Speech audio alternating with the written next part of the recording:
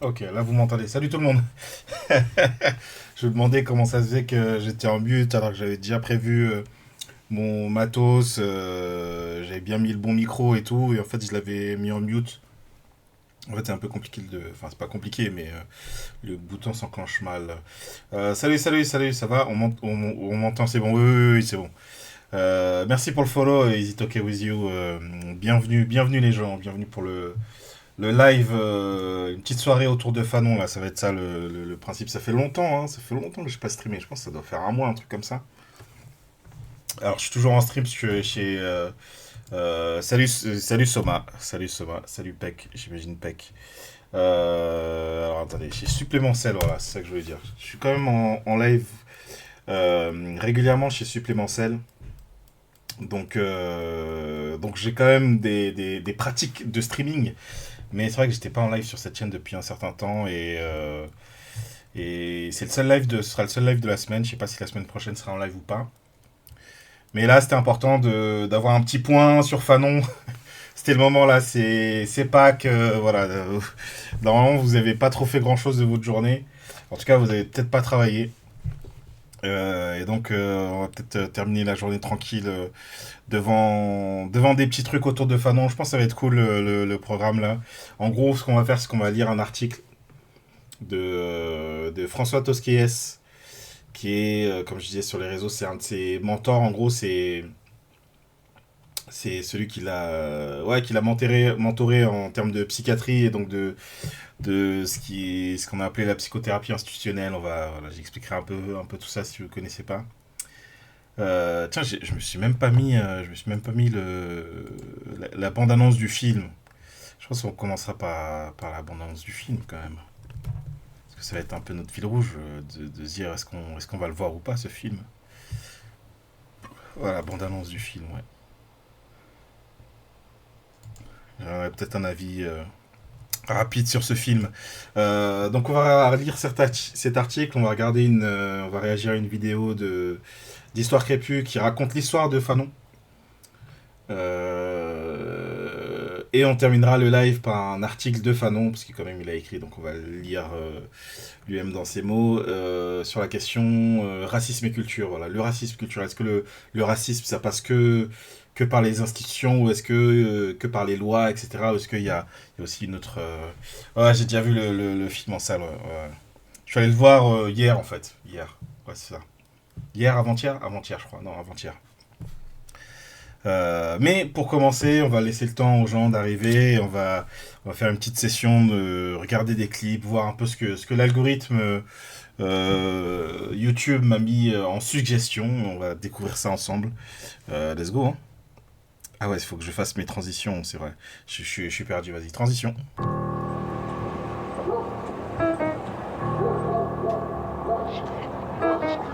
Faut être un cinéaste, ma gueule, pour kiffer cette merde.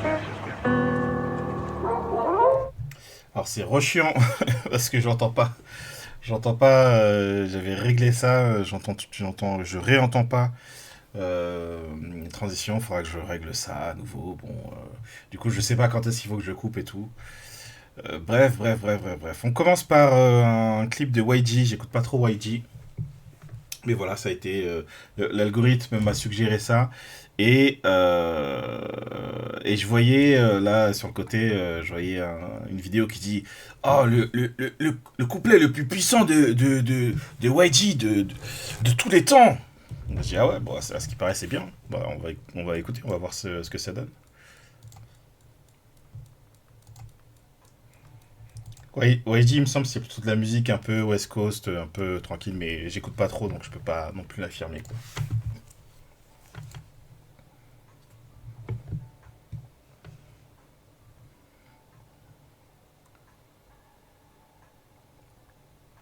Ah, tu sens, ça va rapper sale, là.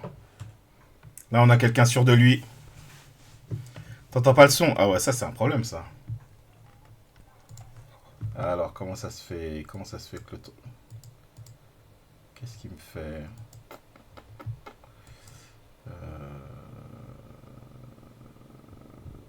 Ouais, si je mets là-dedans.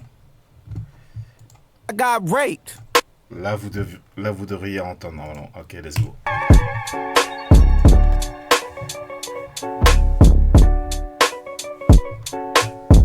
Bah, je pense que ce qui s'est passé, que j'ai mis à jour OBS avant de lancer le live, et donc il y a des trucs qui sont réinitialisés bêtement.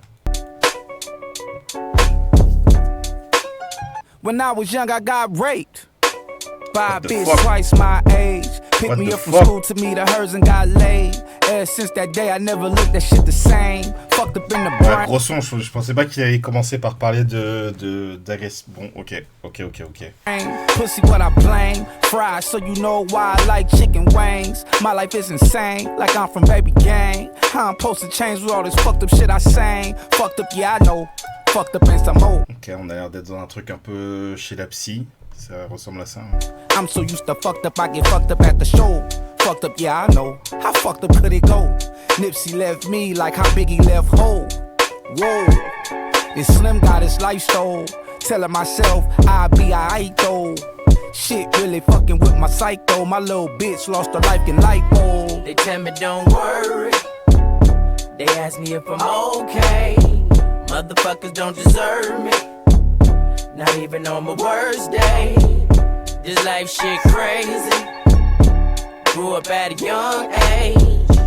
Oh babe, why you had to hurt? Je comprends tout ce qu'il dit. Non, mais il a sa première phase parlait de viol quand même. Hein. C'était assez inattendu pour moi, quoi. Surtout que la vibe est très cool hein, du son, mais du coup je sais pas trop où est-ce qu'il nous emmène. Ça s'appelle 2004, je sais pas si c'est enfin il racontait avoir été violé quoi quand il était petit quoi, mais ok. C'est où? Okay, now back when I was a juvie and shit, got used for the dick. I ain't even know what to do with the bitch. Avec un clip très esthétique, voilà, ça appelle pas du tout ça, tout ce qu'on voit, etc. C'est bien si je traduis. Bah, le reste, ça va un peu. Le reste, j'ai pas trop écouté, mais il avait l'air de parler de plein de trucs. Enfin, à un moment, il parlait de Nipsey Hussle qui l'a laissé parce que c'est quelqu'un qui a été tué, donc dont il devait être proche, qui a été tué il y a quelques années. Donc, il parle de plein de choses différentes, hein, mais ça n'a pas l'air d'être resté. En fait, il est dans un truc un peu confession, quoi. Confused a bit. Her niece, I went to school with the bitch. My screws loose, who got the tools to fix? So I went to the homies and we talked about it. They thought exotic, that was their only thoughts about it. Il a l'air de parler d'une fille avec qui il était en couple, genre au collège, un truc, enfin, peut-être lycée. Dick hard cause of clothes, she stripped all about it. Hypnotized from them Sur les premières hypnotized, all expériences sexuelles, quoi. Yeah, that's when I bust my first nut. Il parle de comment il en parle à ses copains, machin, on dit, voilà. Young nigga with his dick all in a grown up. With the shits in real quick, how I Je crois que les images sont claires là-dessus. And I liked it, so what? Y'all call that sex abuse shit. I just thought she was doing some cool shit. If I would've told mama about the new shit, the bitch probably would've been up on the news clip. They tell me don't worry. They ask me if I'm okay. Motherfuckers don't deserve me. Not even on my worst day. This life shit crazy. Grew up at a young age. Oh, Je trouve ça étrange comme choix, le truc costume. Alors, encore une fois, je le connais pas très bien, donc ça se trouve c'est courant, mais j'avais pas l'image de lui en costume. Mais costume, fond blanc, etc. Mais je trouve que ça marche bien. Franchement, ça fonctionne bien, un truc très classe. Minimaliste. why you had to hurt me? So just think before the next time you start asking, why's you like that? Why's you savage? Why every hoe you fuck with is never long lasting? No access to my heart, I give no passage. A bitch took advantage of me, I ain't got no trust. The bitch took advantage of me, I ain't getting no fucks. At 14 years old, I got my dick sucked. At 14 years old, I got my dick fucked. The hoe was 30 years old, and I never told. Was dating her niece when this happened, it was swearing on my soul. Bon, je sais pas, en fait, j'ai du mal à... Comme je comprends pas tout, j'ai du mal à comprendre à quel point c'est lié avec la première phase qu'il avait, parce que là, il raconte ses expériences, et donc des expériences à 14 ans, machin, donc je sais pas si... Enfin, bref... Je sais pas trop, je sais pas tout ce qu'il raconte, quoi. Peut-être regarder les paroles après, ouais, peut-être, ouais. I ain't wanna spill the tea, so I just let her go. Cause me and the auntie kept fucking for sure. Then, oh, one day I feel like this was too much. I knew this wasn't regular as I grew up. She told me eat her ass, after that I threw up. Ooh. Et en même temps, c'est très très esthétisé, quoi, très très sexualisé. Can't believe I had my face in the They butt. tell me don't worry. They ask me if I'm okay. Motherfuckers don't deserve me. Not even on my worst day. This life shit crazy. Grew up at a young age. Oh man. Dans le refrain, c'est très, voilà, il me demande si ça va, si je suis fou. J'ai grandi à un jeune âge, enfin, ok. Why you had to hurt me? You don't deserve me. You try to hurt me. You don't deserve me. You don't know, baby. You don't know. You don't deserve me. You try to hurt me. Oh, babe. Ok. Je m'attendais pas à ça. Bon, je vous envoie le lien du clip. Je me demande ce que disent les gens. C'est peut-être pour ça, voilà. Ok, gets real about abuse. Ouais, ça parle vraiment d'abus sexuels, quoi. Ok. Ouais, je m'attendais pas du tout à ça, les gens. Je m'attendais pas à ce que ce soit à ce point-là profond. Tac, ok, il est sous-coté sur ses capacités de storytelling.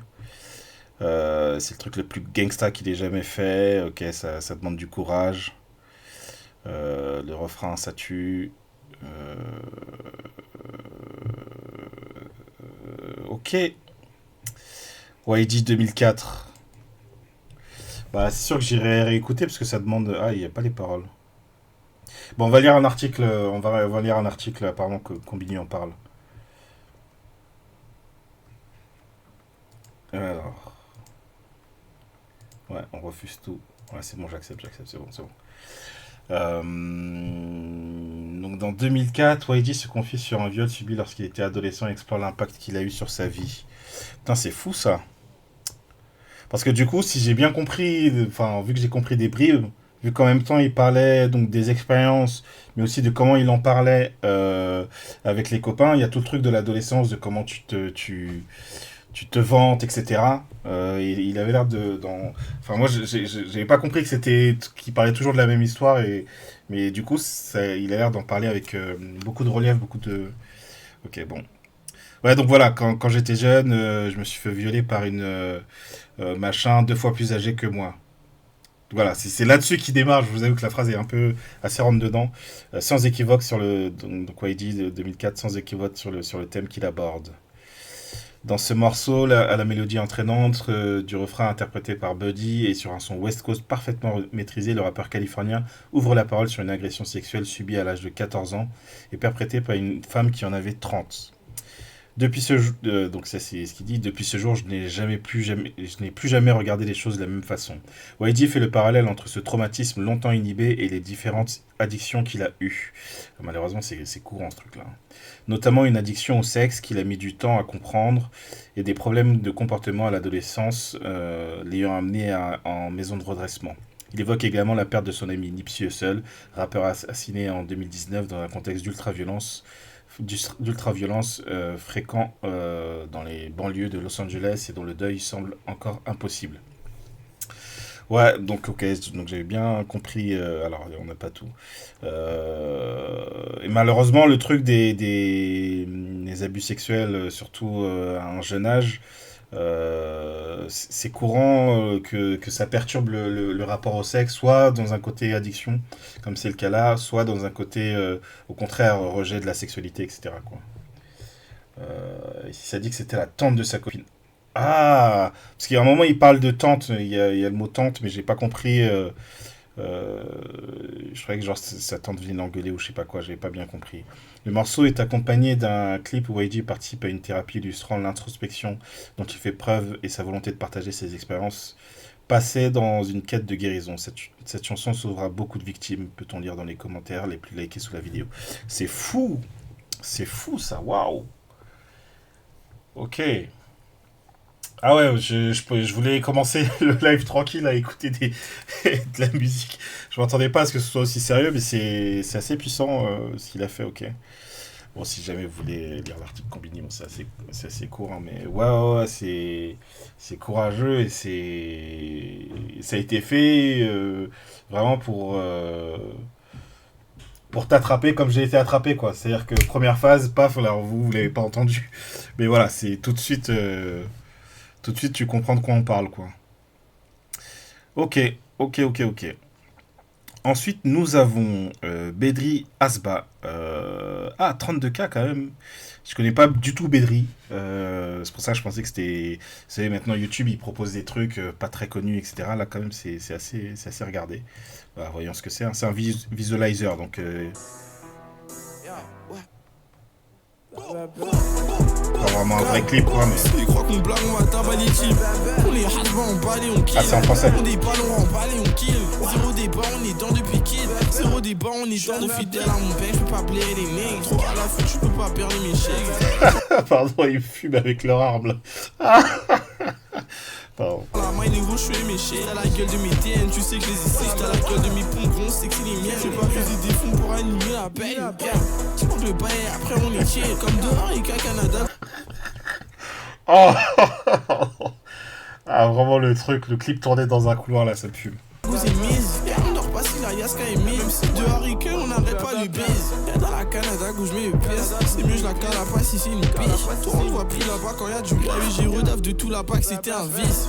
Ils se trompent s'ils croient qu'ils nous disent qu'il débouche le nez comme si c'était du VIX. Avec je la monte en l'air comme à la rique. Et là je reçois des signaux et je crois bien que c'est mine.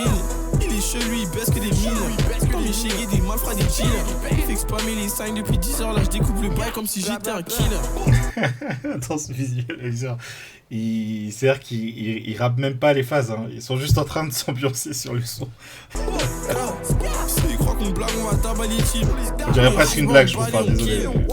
J'ai du mal à le prendre sérieux. Zéro débat, on est dans depuis kid. Zéro débat, on est dans depuis kid. C'est couloir, quoi. On débat, on remballe et on kill. Zéro débat, on est dans depuis kid. Zéro débat, on est dans depuis kid.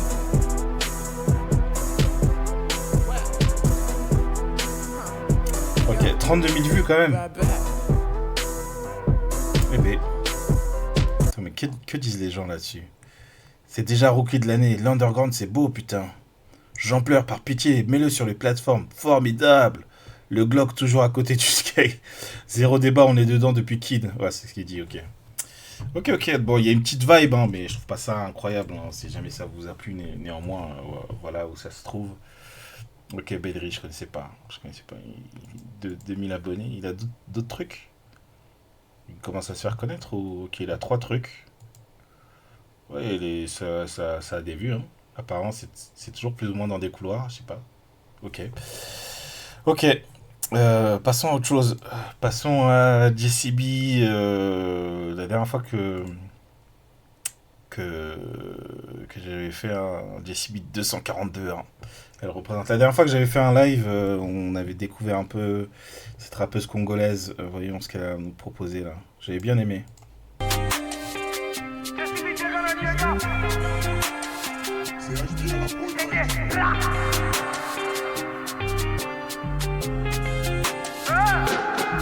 Les loups nous en veulent, c'est pour ça qu'ils font des émeutes.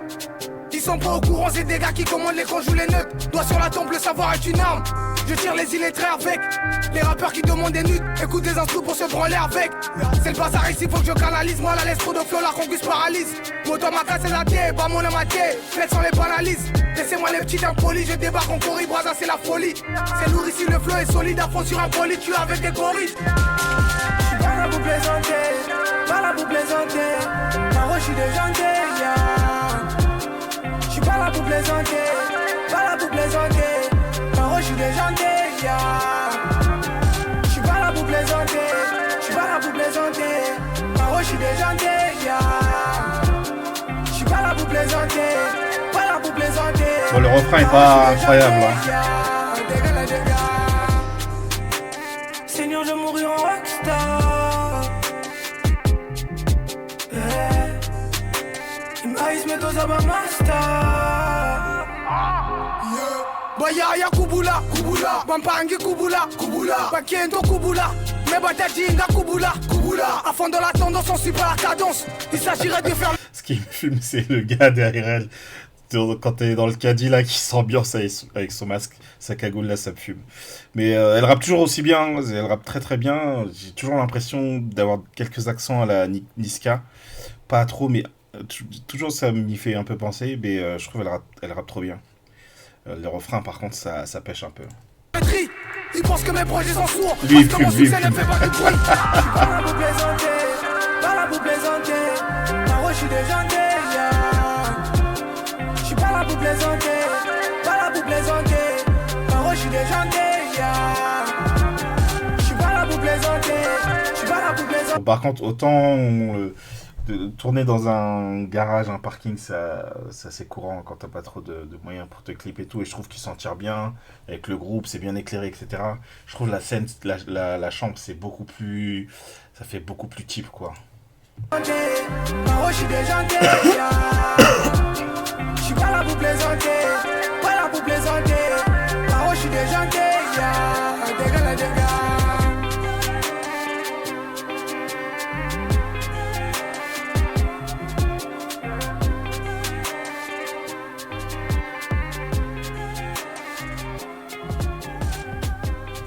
Quand ça coupe, elle est incroyable. Hein.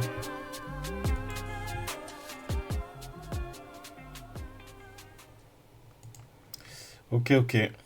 JCB. Oh, attendez, le truc va changer de... Non. Voilà, JCB, ouais, ça me remet Bedri là. JCB, s'il vous plaît. Bon, c'est sympa, JCB, mais c'est pas ma préférée d'elle, quoi. Il nous reste quoi? Il nous reste encore 2-3 petits clips là. Avant de regarder la bande-annonce de Fanon. Je vous propose Voilà Lulu. Je connais pas du tout. Un visualizer aussi.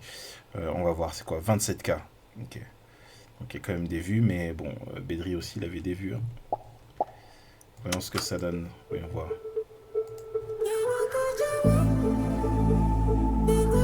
Je sais pas d'où ça vient. J'ai aucune info.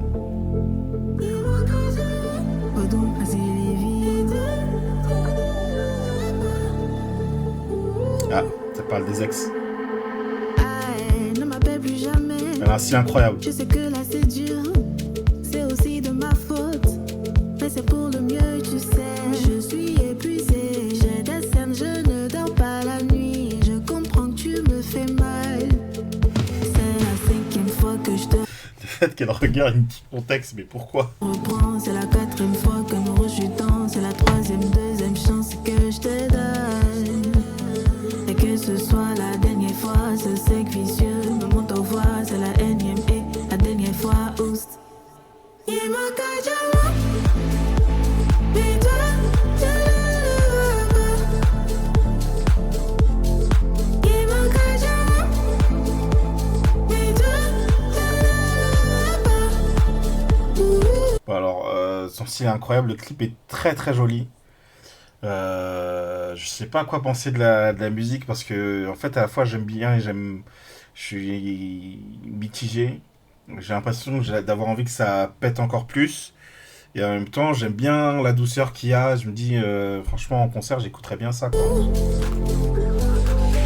En fait non c'est ça, c'est je trouve l'image renvoie une énergie de un peu de truc qui envoie alors qu'il y a un truc très doux en fait dans la chanson et c'est peut-être ça qui me perturbe quoi.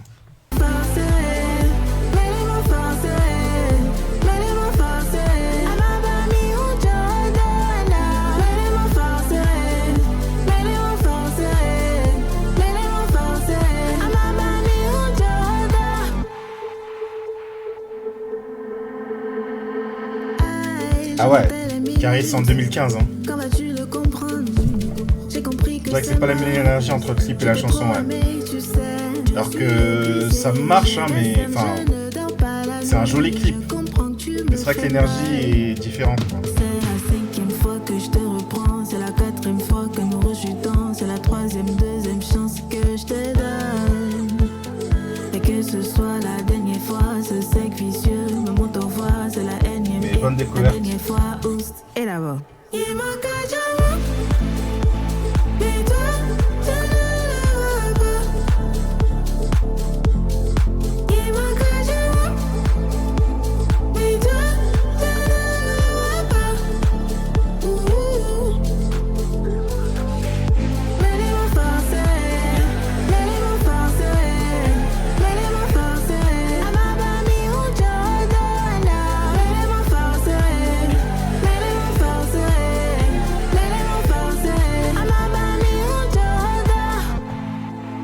Ok.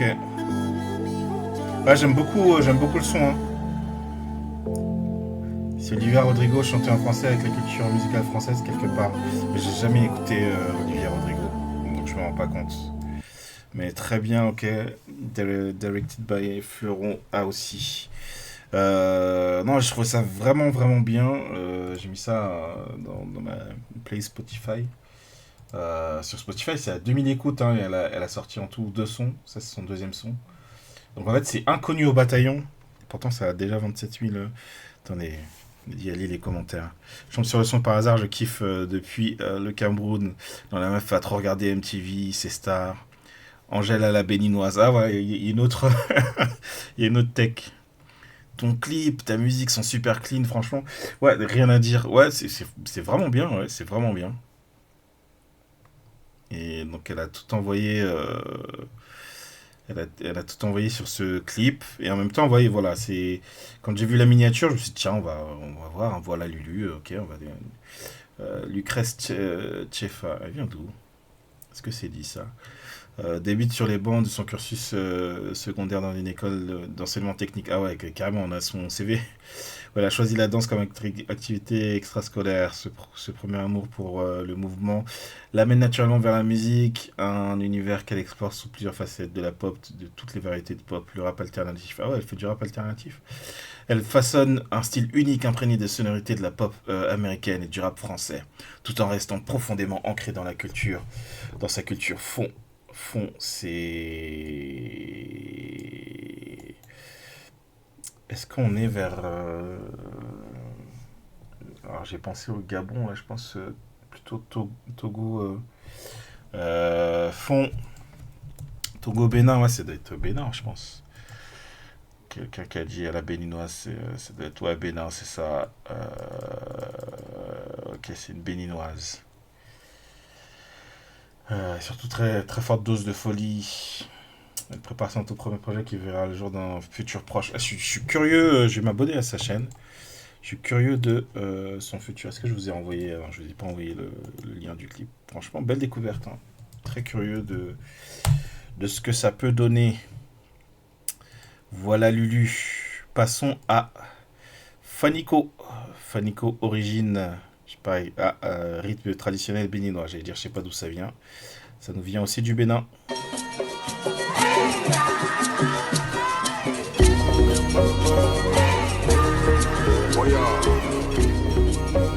Quand ça va commencer, faut pas, ils vont pleurer.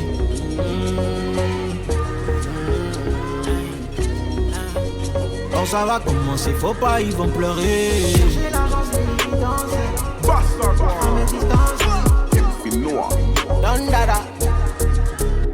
Ils ont tenté, ils ont tout fait pour nous voir tomber. Ils ont tenté, ils ont tout fait, ça n'a pas marché. Super joli ce lieu. Pardon, quand on va commencer, faut pas, ils vont pleurer. Le poison que vous avez mis dans mon plat n'a jamais fait effet. Mes ennemis sont autour de moi, je vous vois. Bon, alors je trouve sur l'autre plan là, le plan de Joe et tout, ça marche bien, qu'il soit mis en blanc et tout. J'ai des doutes sur les lyrics là. Bonsoir, bien le bonsoir. L'album a parlé de ses ex en gros, Olivia Rodrigo. Bah ouais, donc peut-être ça prend le chemin. Olivia Rodrigo, elle est américaine ou pas? Parce qu'elle est très inspirée de la pop américaine apparemment. Voilà Lulu. Peut-être elle est inspirée d'Olivia Rodrigo. Je parle pas, ils ont tellement cherché à me faire tomber, mais vos gris-gris ça me prend pas. Oh Seigneur bénis-moi, fierté des Béninois. Leur plan a échoué, longue vie à vous et moi. Ah, c'est pas ouf les paroles. C'est l'évidence, tu me fais mal, je prends mes distances. T'es mon ami, je t'ai fait confiance. Derrière tu m'insultes et tu veux que je te finance. Chercher l'argent c'est l'évidence. Tu me fais moi je prends mes distances. Par contre, il a un très beau grain de voix et tout. Voilà, musicalement c'est bien géré, mais du coup on voit d'autant plus que le texte pêche. Ami, je t'ai fait confiance. Derrière tu m'insultes et tu veux que je te finance.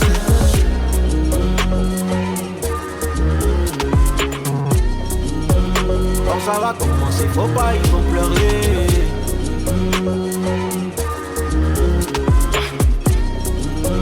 Quand ça va commencer, faut pas, ils vont pleurer.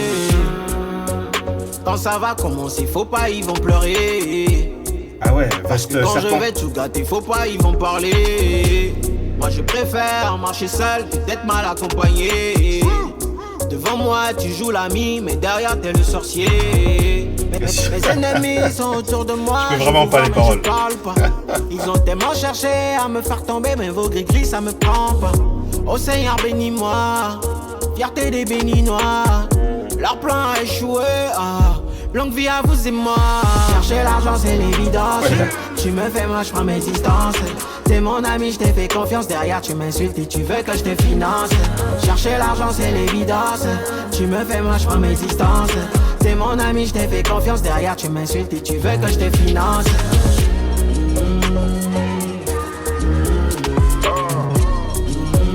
Quand ça va commencer, faut pas, ils vont pleurer.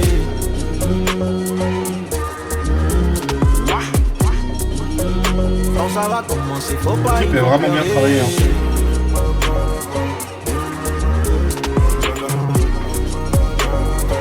Il y a une belle variété de plans et tout, il y a pas mal d'idées, de montage. Il est bien mis en valeur l'artiste. Oculus.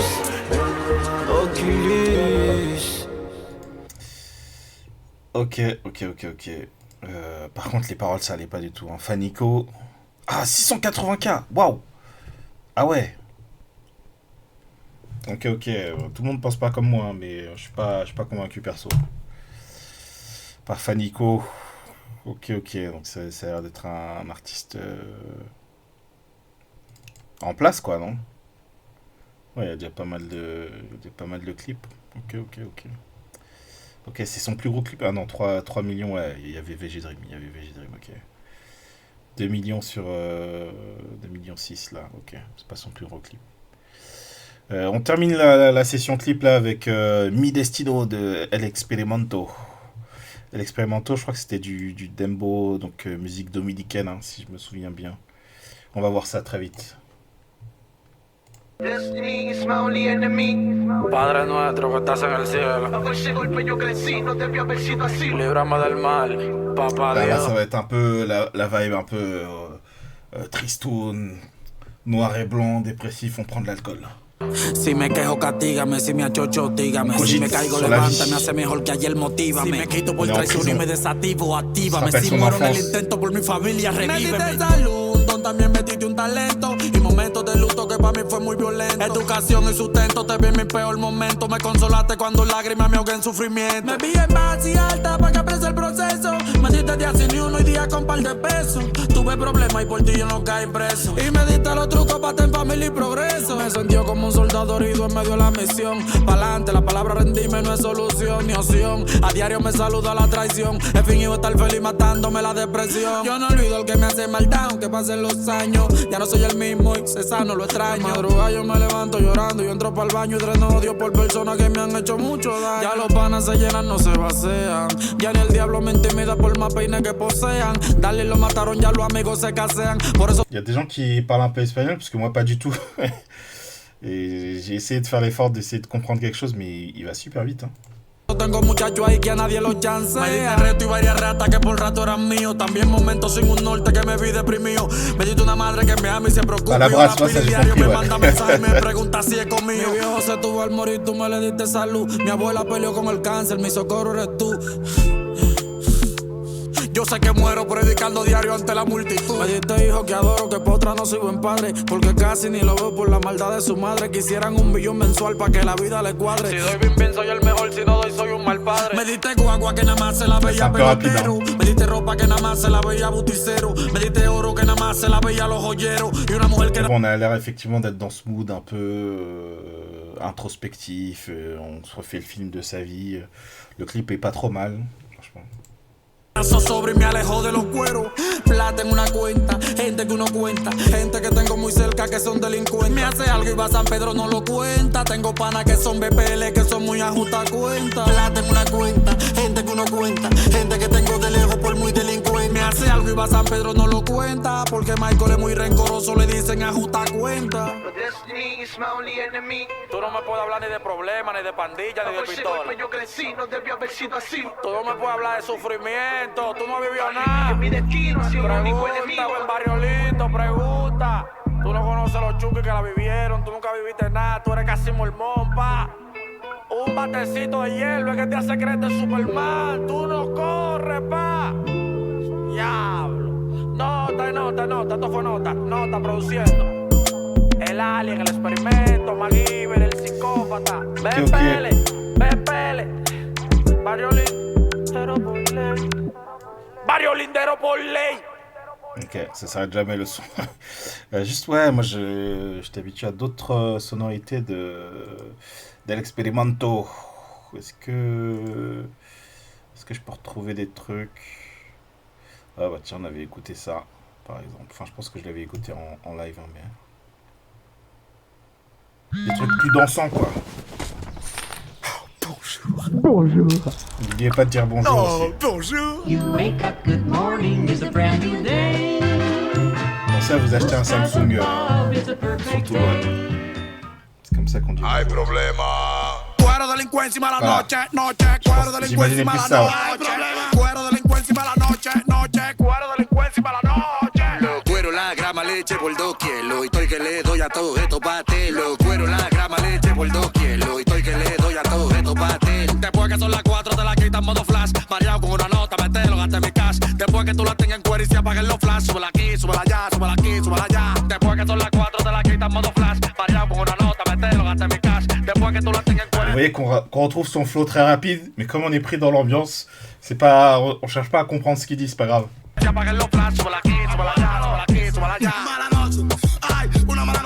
Enfin bref, c'était juste pour vous pour vous faire entendre un peu de Dembo. Tant pis, je voulais pas l'autre qui était pas mal, hein, mais qui donne envie de comprendre ce qu'il dit. Et je parle pas espagnol, et en plus les quelques mots d'expérience que j'aurais pu comprendre, il va trop vite pour que je les saisisse. Donc voilà, c'était l'expérimento. Bon, il est toujours pas mal. Ouais, je m'étais abonné. Ouais. C'est toujours sympa en soi ce qu'il fait. Hein. Il est plutôt bon, hein, ce gars. Enfin bon, je vous propose de passer à notre thématique du soir, Fanon. On va peut-être commencer par regarder une pub Néo Nescafé. Par Nescafé Dolce Gusto, le futur du coffee shop à la maison. Grâce à sa technologie la bande-annonce du film de reconnaissance des dosettes, préparez des cafés longs, des espressos et des cappuccinos gourmands. Goûtez au futur avec Néo. Moi, je suis allé voir ce film il y a 2 jours. Là. Aux colonies. L'interlocuteur du colonisé est le gendarme ou le soldat. Le monde colonisé est un monde coupé en deux. Vous ne les connaissez pas, ils sont dangereux. Vous croyez que vous allez changer la nature des Nord-Africains? Ce sont des hommes comme vous et moi. Ah mais comment vous voulez changer les choses, ici en Algérie? Ici comme ailleurs. Monsieur Fanon, je travaille avec vous. On dit que vous ouvrez des brèches dans une psychiatrie coloniale complètement dépassée. Vous allez apprendre à vivre avec eux et eux avec vous. Si vous défendez des Algériens, ils vont faire un dossier contre vous. On n'a pas le droit de se défiler. Et enfin une chance que ça change ici.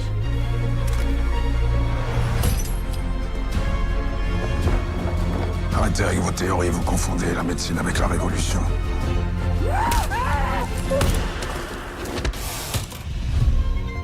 Chaque génération doit, dans une relative opacité, découvrir sa mission. La remplir ou la trahir.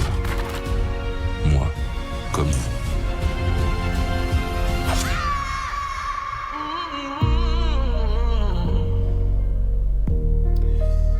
Ouais, je trouve... alors, attendez, on va repasser en facecam.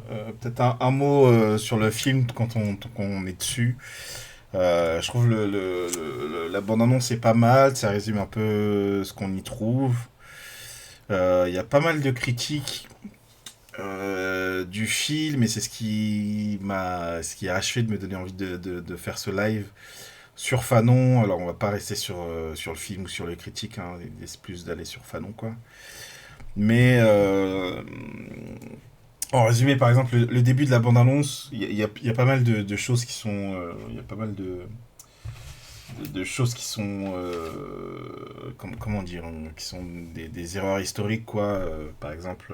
alors, on l'entend citer un truc, et donc ça, c'est du texte de Fanon. Et il y a pas mal d'extraits d'Années de la Terre qui sont dans le film. Parce qu'en gros, le film se passe sur les dernières années de sa vie, qui était assez courte, hein. Je crois il devait avoir une trentaine d'années quand il est mort, je crois. Et il écrivait son dernier bouquin qui s'appelle Les Damnés de la Terre, et donc où il réfléchit un peu à la colonisation, qu'est-ce que c'est le système colonial, etc. Qu'est-ce que c'est la condition de coloniser, qu'est-ce que c'est la condition de colon, un peu toutes ces questions-là, quoi. Donc Fanon, c'était un psychiatre. Bon, après on va voir sa biographie, hein, dans tous les cas, mais voilà, il y a des trucs qui sont des erreurs. Par exemple, on voit une personne taper son texte, qui ça est pas une erreur en soi, mais en fait la personne qu'on voit dans la bande-annonce, c'est son épouse. En fait, c'est pas tellement son épouse qui tapait ses textes, peut-être elle a déjà tapé des textes à lui, mais c'était plus une assistante qu'il avait à l'hôpital, etc. Donc, bon, c'est des choses qui arrivent dans le cinéma, mais du coup, ça donne quand même une autre saveur, ça donne une autre place à cette épouse qui est très reléguée au second plan, alors que, même si elle l'est pas totalement, mais on lui donne une place moindre que ce qui était sa place réelle de militante. En fait, elle a pas l'air d'être militante, alors qu'elle est militante. Elle a l'air d'avoir des convictions, ça c'est vrai, on voit qu'elle a des convictions, mais on la voit pas militer alors que c'est une militante, quoi. Il y a ce truc-là, mais bon, je trouve quand même que les citations permettent de faire vivre le personnage. Par ailleurs, moi j'ai jamais trop écouté on aurait pu faire ça, j'aurais pu chercher des discours de Fanon, enfin de l'écouter, quoi. Mais pour avoir... je l'ai pas énormément lu, mais j'ai lu quelques textes de lui. Il n'y en a pas des masses en même temps. Je trouve que l'acteur incarne vraiment bien Fanon, quoi. Je trouve dans la voix, dans ses postures, etc. Des photos qu'on voit de lui, je trouve qu'on retrouve quelque chose dans son jeu, quoi. Je peux m'imaginer Fanon être comme ça, en fait, en tout cas. Ça dérogeait pas avec le Fanon que j'ai lu, la manière dont il incarne. J'ai pas vu trop de critiques sur cet aspect-là, donc je pense que les gens seraient assez d'accord pour dire ça. Peut-être faudrait voir avec des gens qui l'ont connu de son vivant. Ce qu'on voit dans le film, donc il y a toute la question donc il a été... donc c'était un psychiatre, il a été chef de service dans un hôtel en Algérie, dans un hôpital en Algérie. Et il y a apporté une méthode qui s'appelle la psychothérapie institutionnelle. Enfin, eux ont parlé de social thérapie, mais en gros, il s'est inspiré de ce qui s'appelle la psychothérapie institutionnelle. Et ce qui était intéressant, ce qu'on va assez peu voir, parce que les gens ne connaissent pas trop, c'est des trucs de psy, quoi. La psychothérapie institutionnelle, c'est un domaine, alors c'est un domaine de la psychiatrie, hein, donc c'est quand même pas de l'antipsychiatrie non plus. Mais qui essaye de réhumaniser quand même un peu plus que ce qu'on a dans la psychiatrie classique, les patients, les patientes. Plus précisément, qui essaye d'analyser qu'est-ce qui, dans l'institution psychiatrique, produit de l'aliénation. Pour le dire encore autrement, d'avoir une analyse de la maladie psy, pas juste une analyse de l'aliénation mentale, mais aussi une analyse de l'aliénation sociale. Le truc un peu... Voilà, le mythe originel, c'est de parler de François Tosquelles, qui qui est un psychiatre espagnol qui fait partie des gens qui quittent l'Espagne franquiste. Et ce qu'on aime bien dire, c'est qu'il passe la frontière française, il arrive en France, hein, donc il va vivre dans les camps de réfugiés, etc., dans le sud. Et on dit qu'il passe la frontière avec 2 bouquins dans ses affaires, un bouquin de Marx et un bouquin de Lacan. On raconte ça pour expliquer un peu voilà, quelles sont les 2 bases un peu de ce qu'on appelle la psychothérapie institutionnelle. Donc il y a de la psychanalyse et il y a du marxisme, quoi. Donc avec tout un truc où il y a une pratique qui va se développer à l'hôpital de Laborde, et notamment ce que j'ai trouvé intéressant, parce que moi j'ai été formé sur ces questions-là, c'est que la psychothérapie institutionnelle va permettre de maintenir une humanité de patients et patientes dans un contexte qui est le nazisme, en fait, parce que l'hôpital Laborde, sous l'occupation, Laborde, ça se trouve, c'est un coin un peu reculé, et du coup, ils ont été, on va dire, un peu laissés tranquilles, et ils ont eu la possibilité de vivre en autarcie, en gros, c'est très résumé, mais en gros, il y a ça. Et l'un des trucs de Laborde, c'est de permettre aux patientes d'avoir des activités, en fait, de participer à la vie institutionnelle de l'hôpital. C'est pas... comment dire, ça... J'allais dire ça floute, mais ça... Ouais, on va dire ça floute un peu les frontières entre qui est patient, qui est soignant. L'un des trucs classiques et qu'on retrouve dans le film, c'est t'as une buvette dans l'hôpital, la personne qui tient la buvette, c'est pas forcément un soignant, quoi. Ça peut être un patient.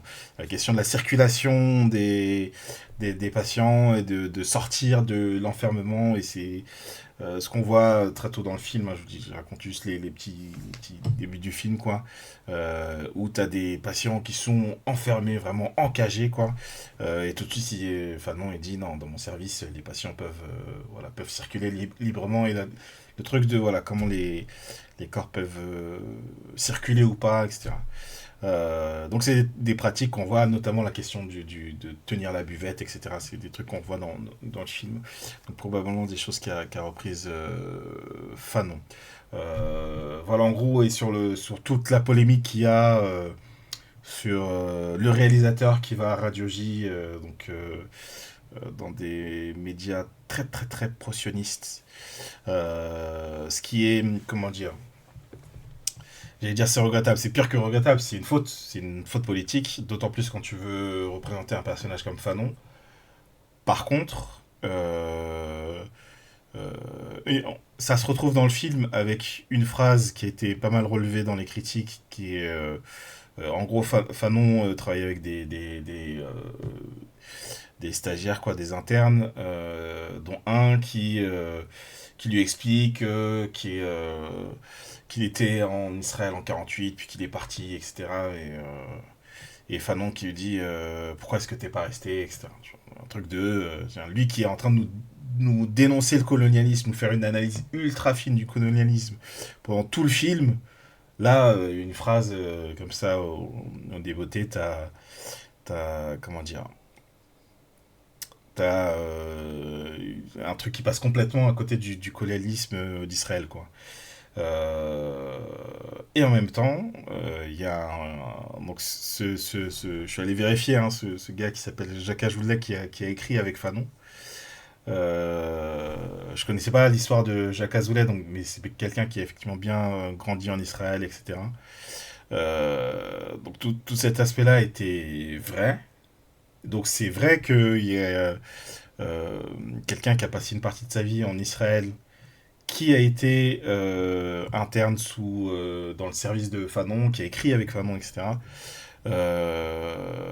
Donc ça c'est une réalité, et je sais pas, tu vois, j'ai pas tout lu de Fanon, je l'ai pas entendu parler d'Israël spécifiquement.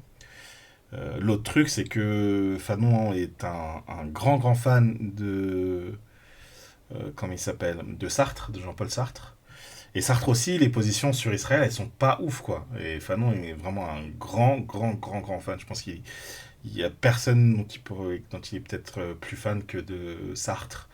Il a demandé, en gros, avant de mourir, à ce qu'on demande à ce que Sartre fasse la préface de son dernier livre. Il savait qu'il allait mourir, il avait une leucémie, il me semble. Bref, il avait une maladie, il savait qu'il était condamné, et il terminait son dernier bouquin comme ça, et voilà, après il a demandé à ce que ce soit préfacé par Sartre, quoi. Donc à voir aussi quel est le côté un peu trouble d'un Fanon sur cette question-là aussi. Voilà, à voir. Mais ce qui n'empêche pas que c'est une faute de la part du réalisateur. Hein. Mais je pense que c'est une erreur pour des militants d'en faire une raison de boycotter un film sur Fanon au moment des 100 ans de sa naissance, qui quand même donne à entendre beaucoup de citations de Fanon. Je trouve pour du grand public, c'est pas une mauvaise entrée en la matière, quoi. Ce qui peut être une meilleure entrée en la matière, cela dit, c'est ce qu'on va aborder là tout de suite, parce qu'on va lire en fait François Tosquelles, là, le gars dont je parlais, l'espagnol avec Marx et Lacan, Tosquelles qui parle de Fanon. On va lire ça ensemble. Les rivaux sont plus ou se font tirer dessus, comme des canettes de 33 centilitres. Je te tranquillise, je me la raconte trop comme les gens qui lisent. Alors oui, encore une fois, j'entends pas, donc je sais pas quand est-ce qu'il faut que je change d'écran. Donc François Tosquelles, Frantz Fanon et la psychothérapie institutionnelle, donc je commençais à vous en parler. Voilà, je me suis dit que ça peut être une bonne manière de commencer à voir de quoi on parle, qui est Fanon, etc. Donc on va lire ça.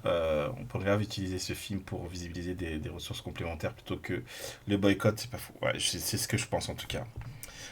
Ensuite, on aura vraiment l'histoire de Fanon. On aura une vidéo de 40 minutes. Hein, on aura le temps de bien avoir toute l'histoire et on terminera par un article de Fanon. Alors, aujourd'hui, l'appel m'est arrivé d'Alger afin d'évoquer dans une rencontre de psychiatres et de divers acteurs du champ de la psychiatrie ce qu'il en a été de cette autre rencontre qui a un conjoint Frantz Fanon avec la psychothérapie institutionnelle. Il n'y a pas la date du truc, ok. Voilà, si. Ce texte a été écrit à la demande de l'Institut national de santé publique d'Alger qui comptait organiser les 4 et 5 décembre 1991 une rencontre de psychiatrie à l'occasion du 30e anniversaire de la mort de Fanon. Et donc on est longtemps après sa mort. Cette rencontre n'a pas eu lieu du fait du contexte politique local et faute de participants psychiatres algériens, mais François Tosquelles a souhaité sa publication dans les actes des deuxièmes journées de psychiatrie de Dax, Histoire et Histoire en psychiatrie, sous la direction de Michel Machin, bref. Je n'oserais pas affirmer que dans toute rencontre humaine, les enjeux ou les dés sont toujours pipés, je veux dire cependant, sans aucune polissonnerie malveillante de ma part, qu'il n'y a pas de parole circulant entre les hommes qui ne soit pas elle-même un véritable condensé, un montage de très nombreux événements qui ont donné forme à des rencontres précédentes et qui ont chevauché le temps et l'espace transité par les hommes. Bon, c'est Tosquelles, c'est un lacanien, faut pas oublier. Je vais pas vous mettre un extrait de... Si, allez, on va se marier un peu, je vais vous mettre un extrait de Tosquelles, si on arrive à trouver ça rapidement, pour que vous ayez un peu le phrasé du bout, quoi. C'est particulier, Tosquelles. On a de la question du... Est-ce qu'on a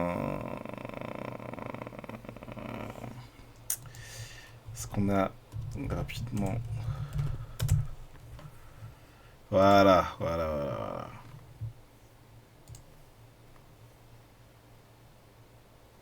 Il y a quand même Tosquelles qui dit l'UNBO dans le plus grand des calmes, hein, bref.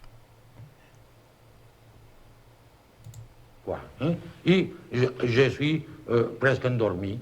Lui est presque endormi, et moi aussi. Hein? Et alors, il déconne, je déconne.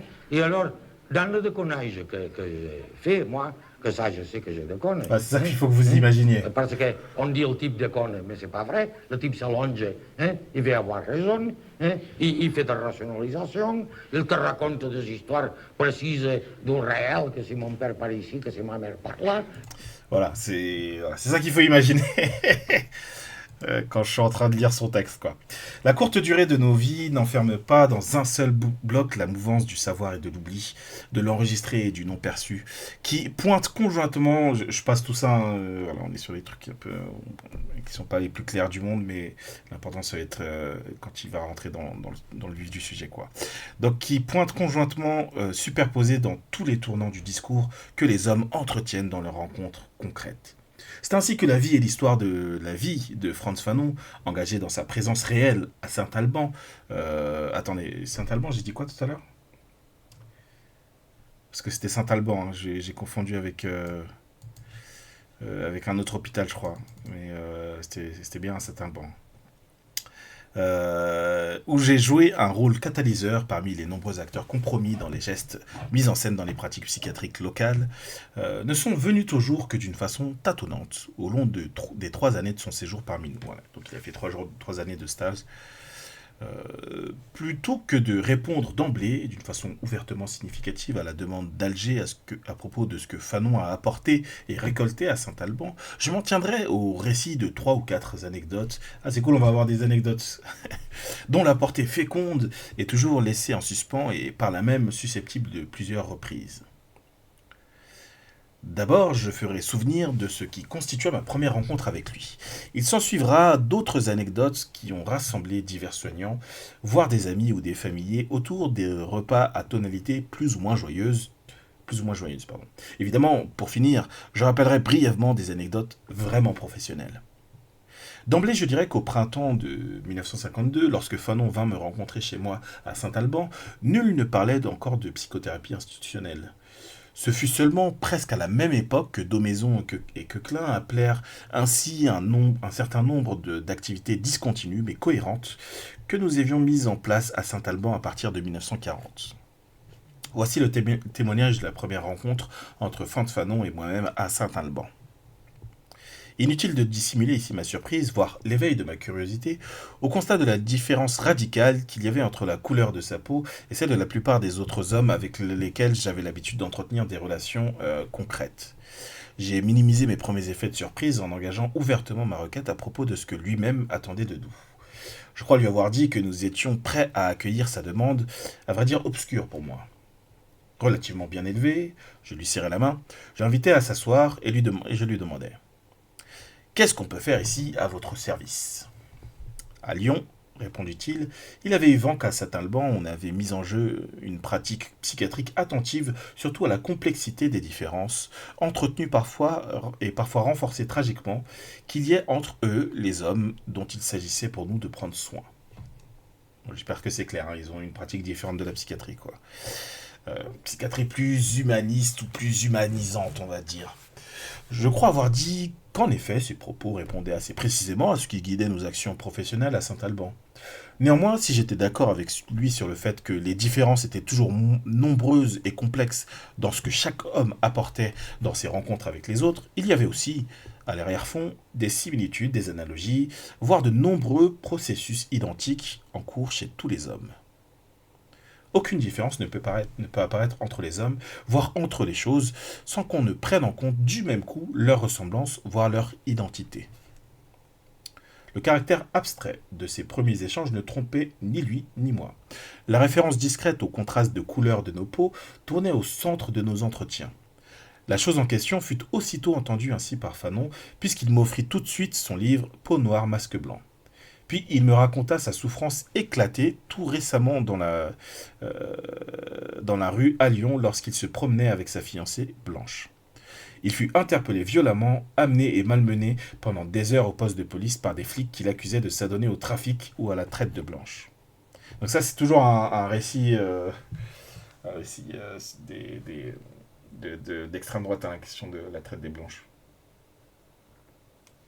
Enfin bon. Dans ce premier entretien, plutôt que de retenir son conflit avec les flics de Lyon, j'ai apporté mon intérêt sur l'utilisation des masques dans les relations humaines dont il faisait état dans son livre.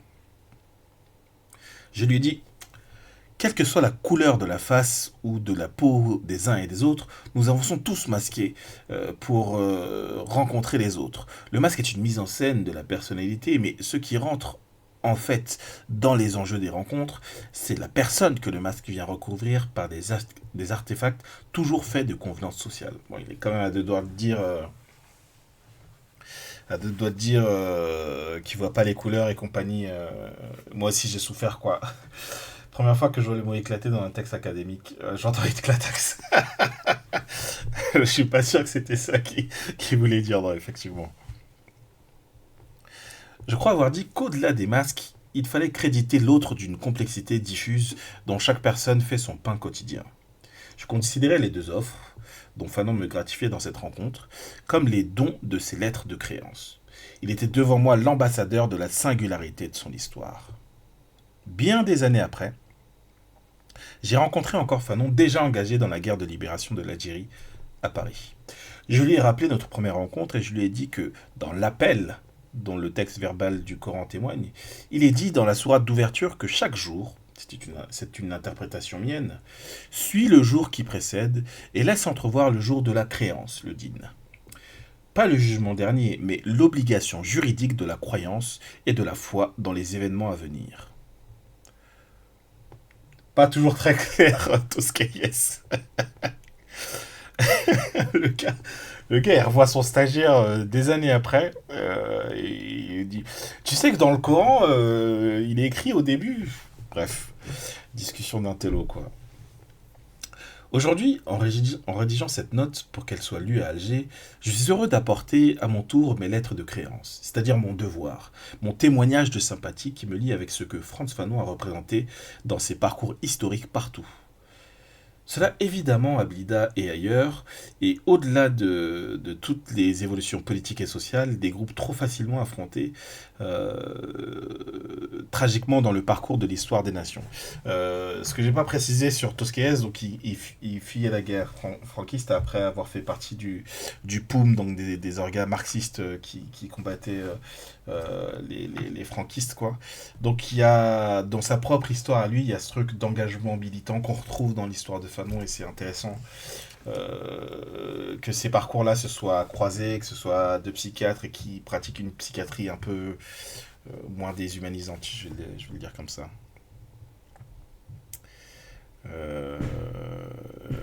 Les liens de sympathie qui se façonnent dans les rencontres humaines ne garantissent en rien les parcours sociaux où chacun se trouve engagé.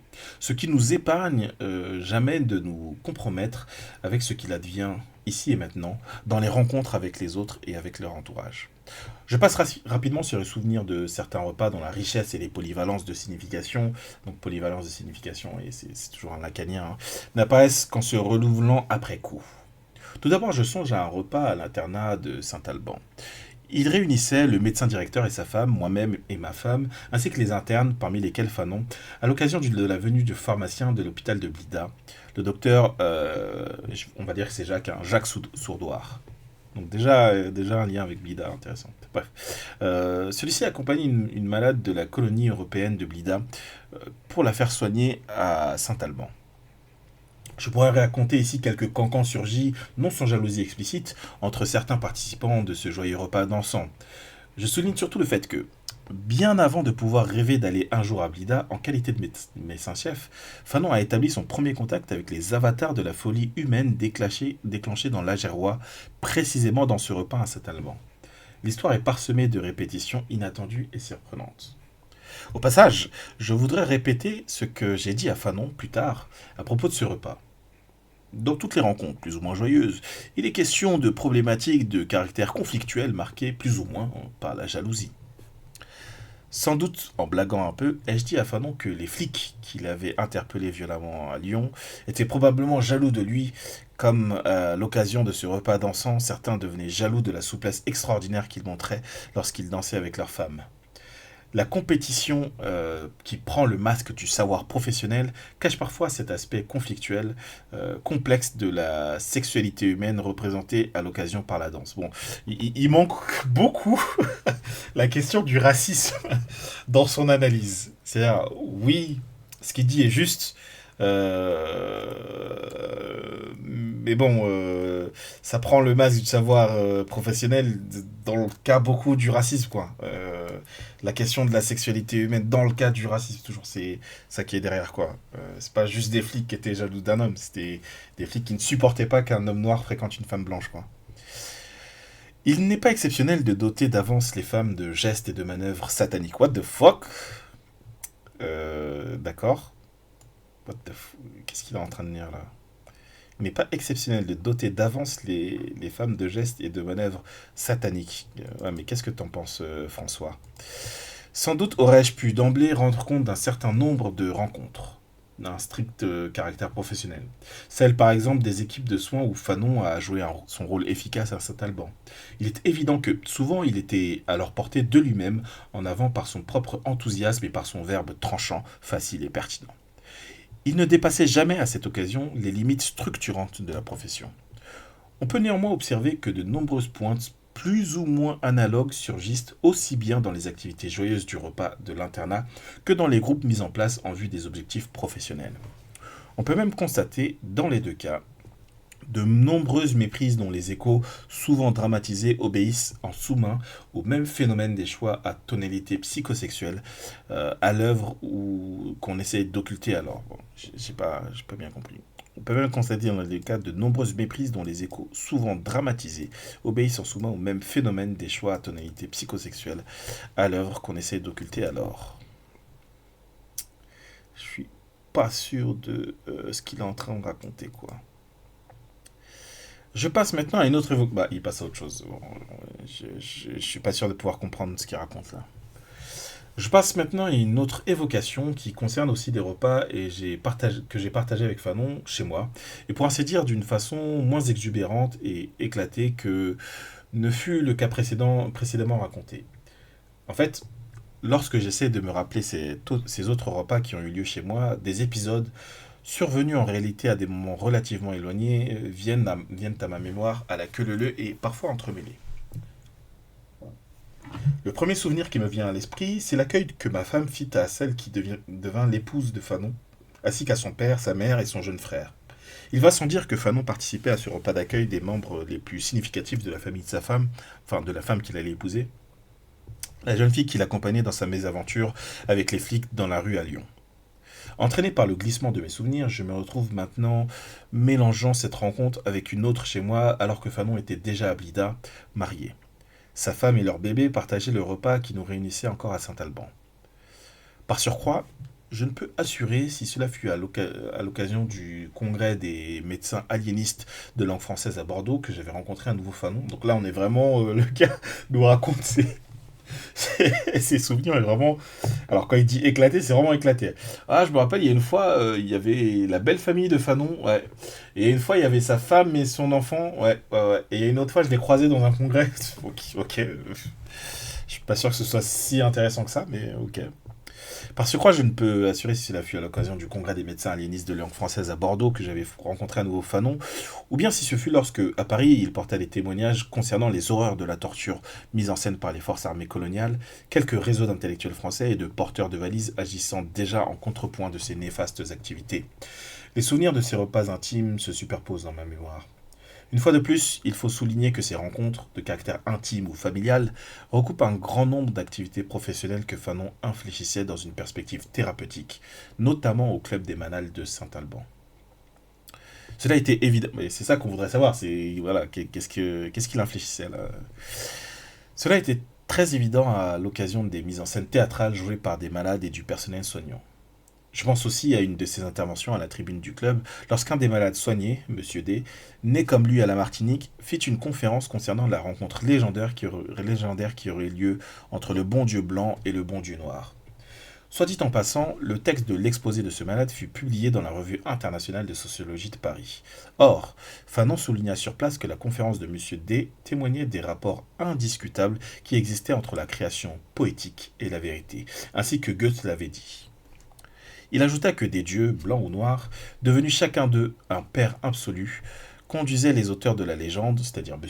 D lui-même, à minimiser le rôle de leur mère, avec qui on avait souvent de vieux comptes à régler avec moins de gloire. Ce fut à cette occasion que Fanon et M. D se sont engagés alors dans une psychothérapie individuelle qui maintenait néanmoins des liens discrets avec les activités collectives au club des malades. M. D retourna bientôt à la Martinique, de toute apparence guéri. Près de nos enjeux professionnels quotidiens, il me vient en mémoire une autre occasion de croisement de la ligne historique évolutive de Fanon et de la mienne, cette fois-ci placée sur l'espace concret de nos pratiques cliniques, certainement. Donc là, on va être dans le concret de qu'est-ce qu'il foutait là pendant son stage, quoi. Je dois dire que Frantz Fanon avait choisi de bonne foi d'obéir presque aveuglément à la bonne parole distillée par la clinique psychiatrique, c'est-à-dire par les psychiatres visant les constants objectifs des maladies mentales. Il avait suivi, sans y être engagé personnellement, la vie d'une malade, qui s'était beaucoup améliorée. Elle paraissait presque guérie à la suite de nombreuses séances d'insulinothérapie, où moi-même et un certain nombre d'infirmières mettions à profit le réveil des comas insuliniques pour remettre en jeu des liens de parole hésitantes, où elle vivait rétrospectivement sa propre naissance et entrait dans le monde des grandes personnes. En prévision de sa sortie, cette malade, très améliorée, socialisée, cultivée, attentive aux aléas de la culture, avait été changée de quartier pour séjourner dans un service ouvert, la terrasse, dont les murs étaient caractérisés entre autres choses par le nombre et la transparence des baies vitrées. Or, un jour, on était encore chez moi, discutant de choses et d'autres avec Fanon et le docteur Coquelin, qui étaient de passage. On nous téléphone demandant l'interne Fanon pour une urgence à la terrasse. Quand il revint avec nous, il était très en colère et très déçu puisque cette malade, d'une façon très inattendue pour tous, avait cassé presque toutes les vitres du quartier. C'était déjà en soi très grave. Toutefois, ce dont Fanon se plaignait aussi, c'est qu'une des soignantes de ce quartier, une religieuse, sœur Carmen, ne voulait pas transférer la malade dans son quartier d'origine, cela contre l'opinion de Fanon. Il disait, comme tout mon médecin, que cette malade avait lamentablement rechuté et qu'il fallait recommencer la cure d'insuline. Sœur Carmen avait eu vent de l'existence de ce qu'on appelait, avec Kretschmer, les psychoses de façade, concept inconnu dans la psychiatrie classique lyonnaise. Elle pensait que souvent des malades, devant l'angoisse de rejoindre leur famille et la normalité sociale, s'engageaient dans des démonstrations très spectaculaires de folie qui ne répondaient plus à une contrainte biologique. C'est-à-dire que tu as des symptômes qui sont plus le symptôme de l'angoisse de ce qui t'attend dehors que de la maladie qui t'a fait entrer dedans, quoi.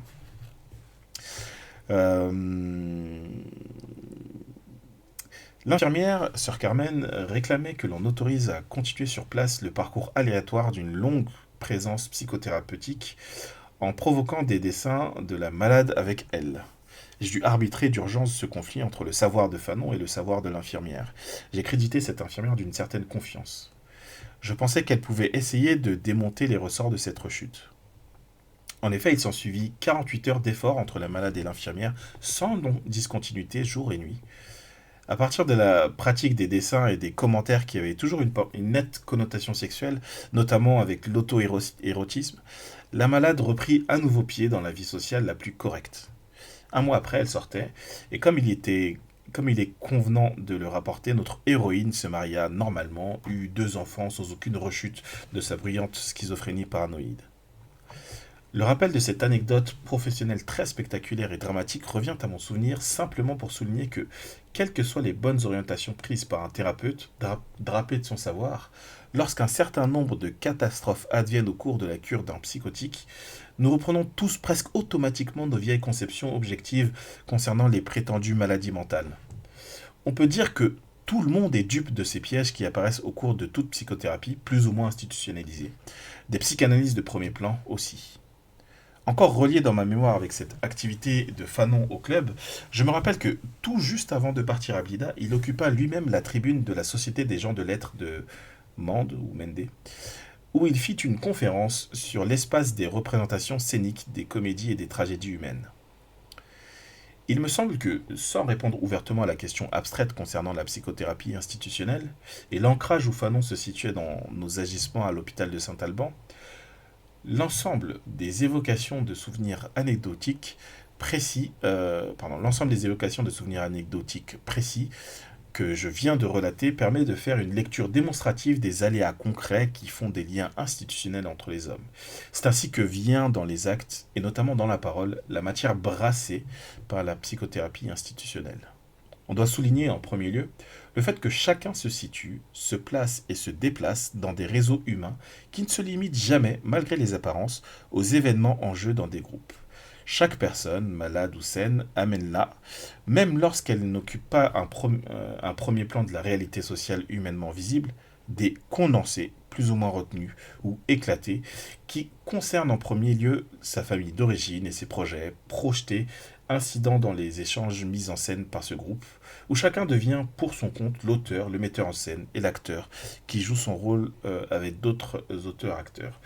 Il y a une thérapie avec des dessins auto-érotiques. Alors, ils ont fait... donc, l'infirmier a maintenu le suivi de la malade en la maintenant dans le quartier un peu plus libre, quoi, où il y avait plus de vues sur le dehors, etc. Donc, continue à faire des dessins. Et visiblement, il y avait une connotation sexuelle, auto-érotique dans ces dessins. Voilà. N'ayant pas plus d'éléments, c'est difficile d'en juger, quoi. C'est ce que lui rapporte, quoi. Des réseaux ou des nœuds de relations tissés ensemble engagent les uns aux autres par des sentiments de sympathie, par des affinités électives et des rejets plus ou moins violents. On y découpe des tranches, on fait des choix divers qui prennent forme détachés d'un fond plus ou moins continu qui passe à l'arrière-plan. Je suis pas trop sûr de ce qu'il est en train de nous raconter, quoi. Salut, Franz, ça va, quoi? On parle de toi, Franz Fanon. Je sais pas si ma commu s'appelle les psycho-quackers, hein, je suis pas sûr de ça. Les psycho-quackers, peut-être. On peut dire que chacun prend position dans le groupe en tâtant la réaction de l'autre, souvent à partir de vagues sensations que l'on traduit par des expressions banales. Avoir du flair, ne pas pouvoir sentir l'autre, être au parfum, agir au pifomètre. Et le cas échéant, on s'écarte des autres découpés ou isolés de l'ensemble. Le pifomètre et les schizomètres sont mis à l'œuvre au même moment. Ainsi, on peut rester béat devant le parfum des jardins qui rassemblent des fleurs, vrais appareils génitaux composites, prêts à la fécondation. Le cours de toute psychothérapie se joue par des évocations directes ou indirectes de souvenirs réactualisés. Ce que mon texte rapporte à propos de Fanon constitue en fait des suites fort analogues à ce qui s'évoque au cours de toute psychothérapie concrète, lorsque celle-ci est menée à terme d'une façon discontinue mais crochetée avec art. Alors je trouvais aussi qu'il y avait un truc un peu... il y a Zéro Cinéma chez toi qui passe le film. Ouais, c'est dommage, faudrait bouger, tu veux pas passer un week-end quelque part et aller voir le film, quoi. Qui est intéressant, qui est loin d'être parfait, hein, qui est intéressant quand même, quoi. Mais tu vas apprendre des trucs, hein, là. Après, on va regarder la vidéo d'Histoire Capu sur l'histoire de Fanon. Donc, ce sera moins cinématographique, mais plus précis en termes d'information, je pense. Mais effectivement, vu qu'il racontait des souvenirs et des bribes de souvenirs là, Tosquelles, je me dis, on dirait un patient qui raconte ses rêves, quoi. C'est un peu particulier, quoi. Ouais, faut que tu montes à Paris, voilà. Malheureusement, la psychothérapie institutionnelle a été comprise uniquement comme étant réduite à l'intramuros des hôpitaux psychiatriques classiques. Par contre, l'exposé que je viens de faire, qui concerne l'accueil et certaines rencontres que Fanon a reçues et faites à Saint-Alban, témoigne de cette portée qui va toujours bien au-delà de l'enceinte hospitalière. La conférence de Fanon à Mende, chef-lieu du département de la Lozère, au cours de laquelle il a pu résumer l'élaboration théorique de sa pratique à Saint-Alban, témoigne déjà de l'écho de ses prestations sociales qui visaient à éveiller et à centrer l'intérêt de quelques érudits enracinés dans la paysannerie régionale. La forme du discours qu'il versa à Mende, ou Mende, je vais dire Mende, je pense que c'est plutôt ça, on est en France. Donc la forme du discours qu'il versa à Mende correspondait à un certain niveau des attentes culturelles du groupe concret auquel il s'adressait alors. En effet, les développements des réseaux humains qui apparaissent dans les villes vouées aux travaux de l'industrie prennent leur ressort et leurs ressources dans la vie à la campagne dès lors abandonnée. Le moins qu'on puisse dire, sans aucune nostalgie de la nature, est que le ressort des collectifs paysans est plus facilement décelable que ce qui se tisse dans les villes mastodontes qui broient les hommes. L'accent que Fanon a mis après coup pendant son séjour dans l'Algérois et sa participation au FLN sur le moteur paysan dans le changement politique était aussi un écho de son expérience vécue à la fois à la Martinique et autour de l'hôpital de Saint-Alban. Voilà donc comment François Tosquelles parlait de Fanon. Attendez que je retrouve... Parce que ça, ce texte-là, vous pouvez le retrouver sur les internets. Hein. J'aime bien lire des trucs ici qui se retrouvent de façon gratuite sur internet. Et donc, voilà le lien de l'article. Frantz Fanon et la psychothérapie institutionnelle. Je vous propose qu'on repasse à du visionnage. On va regarder ce que Histoire Crépue nous a produit pour nous raconter l'histoire de Fanon. Let's go.